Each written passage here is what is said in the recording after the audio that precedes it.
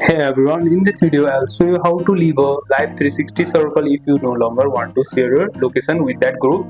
So let's get started. First of all, open the Life360 app on your mobile phone and make sure your device is connected to the internet. Then at the left side top corner you will see the setting gear icon. Click on that. Now here to access your Google setting, click on the setting gear icon. Now select circle. Under circles, select the circle you want to leave. You will see option for managing your membership and location sharing. Under circle management, you will select your circle you want to leave. You will see option for managing your membership and location sharing. Now leave circle. Scroll down and tap leave circle.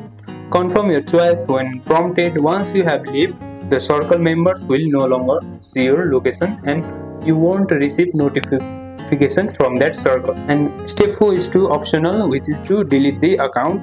You can go to the account and here you can delete the account from here.